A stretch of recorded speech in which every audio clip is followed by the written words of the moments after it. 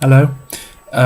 This is the second part of Grubbins and Tamberwell. I'm still wearing my bow tie for some bizarre reason. If you haven't seen the first part, you'll probably want to see that because this will make absolutely no sense whatsoever. Anyway, here we go. There was a crash that almost blew back both the men onto the grass. The piggers shot up like a rocket into the sky out of the water, squealing at an ear-piercing pitch. "Hit it, Grubbins!" Tamberwell shouted, scrambling back towards the large, shocked man. He was frantically hitting the trigger and cranking a handle, but to no avail. "It won't work!" he wailed desperately. "The pig's getting away!" "I know he is!" As the two men both fired their weapons frantically, still not at the point of getting up off the muddy field, the pig had gone, heading over the trees on the horizon. Tamberwell roared in frustration. Grubbins, once again not getting the picture, continued to pull the trigger in dying hope. "The pig got away," he whispered. Tamberwell stood up and headed back up the field, his face stony. The duck would not be pleased. Not be pleased at all. "We can't tell him, Grubbins," Tamberwell said, quickly getting into the van. "We can't tell him anything." "What do we do, sir?" Grubbins asked, getting in the van through the other door. "The pig got away." "I don't know what happened, Grubbins," Tamberwell murmured. "It reacted with the water." "I don't like it," Grubbins said simply, folding his arms like a spoilt child. "The pig shouldn't fly out of the water like that." "We need to get it back," the thin man replied, pushing the van into gear. "And we can't tell the duck, you hear me? We cannot tell the duck." Grubbins nodded firmly, looking out the van window. Mr. Waterhouse had gone back into the farmyard, grumbling on about lost hours of work and lack of pork produce to be had just a few minutes earlier, and the two men had just stumbled into the van, Grubbins throwing his huge sprayer into the back to roll about with the other pieces of equipment. As the van rolled down the drive past the dazed bodies of the animals, Grubbins looked up. "Where are you off to, sir?" "We've got to get that pig back, Grubbins. The duck was specific when he sent us here. No escapes.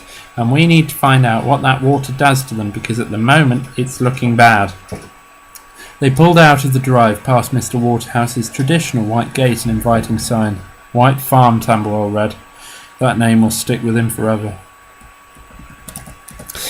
They drove for a long time along the small country lanes, following the fading sunlight over the green-fielded horizon. Occasionally Grubbins would wind the window down as they moved along, his balding, wild-eyed head thrusting out into the warm air.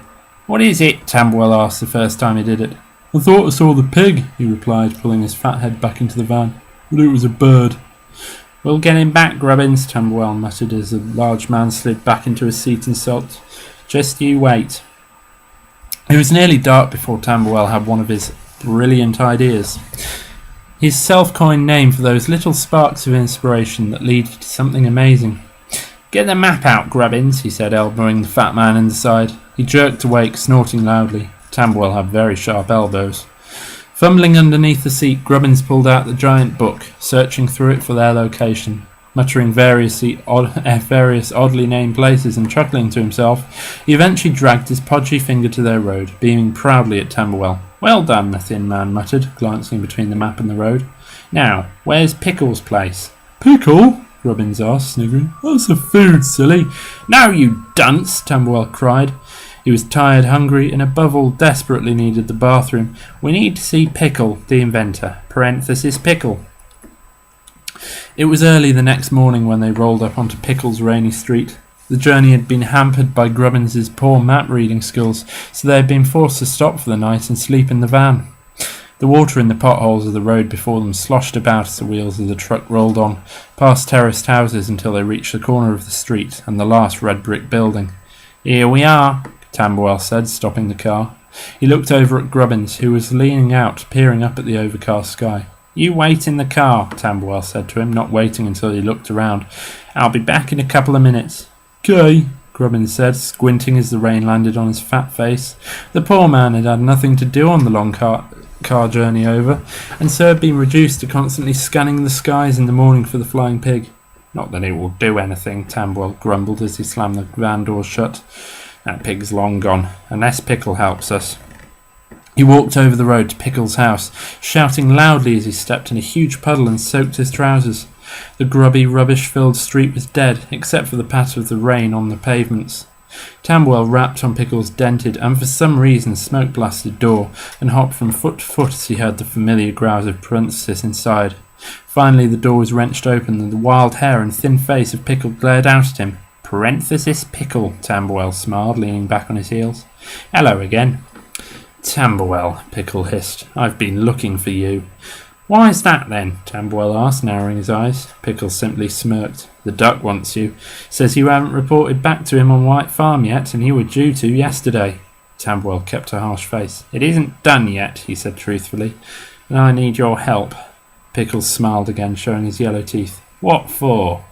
An animal's escaped. It's flying, Pickle. Parenthesis said nothing for a while, occasionally glancing up his sky as if the animal would be soaring overhead. It's escaped? Yes. From White Farm? Yes. And you haven't told the duck? No.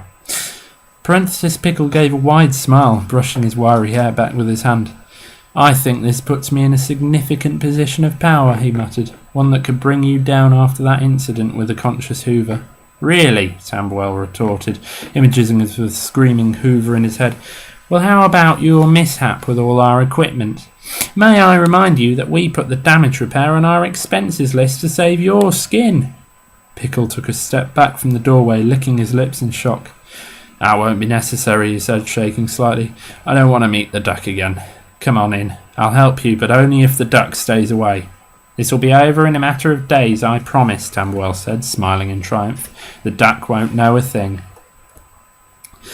Grubbins was bored sitting in the car. For the first 5 minutes he had rooted around in the glove box, finding a half-eaten chocolate bar and a bouncy ball. This had provided him with a fair few minutes of amusement as he threw the ball wildly around the van and ate the chocolate. Of course, as is so frequent with Grubbins, it all ended in tears as he finished the food and the ball smashed through the back window and fell down the drain outside on the street. Frowning and slouching back in his seat, he resumed staring into the overcast sky, waiting for the pig. To Grubbins, the pig was the ultimate insult. How dare it get away from them? Such a stupid animal, outsmarting the marvellous brains of Tamberwell and the whatever it was that Grubbins had that far outmatched the simple mind of the pig. He felt sleepy. With the heater on in the car and the relaxing noise of the rain on the windscreen, Grubbins started to relax, slouching further down the seat and feeling his eyes grow heavy. The pig. He'd catch the pig. He could see it up there between the blurred red of his eyelids. He could see it casually propelling itself across the grey sky with its trotters. The pig. It's there. It's actually there. Grubbins jolted forward, slamming his head on the windscreen. Ignoring the pain, he wrenched open the car door and fell onto the tarmac of the road, soaking his trousers. Now, both having his hand clamped to his bruised, balding head and trying to wipe off any water that hadn't soaked through his trousers, he stumbled across the road to the houses. "Tamberwell, sir!" he cried, looking up at the sky. "He's there, Tamberwell!" Grubbins felt immensely proud, his brilliant powers of deduction and sleuthing having proved themselves once more in one of the most important situations of his career. He felt like Holmes, like Poirot, like, "Which house is Pickles?" he wailed. "Which one?" Grubbins hadn't seen him go in. The chocolate had proved far more important at the time. "Tamberwell!" he cried again, looking from house to house. "Pickle! The pig! It's there! It's right there!"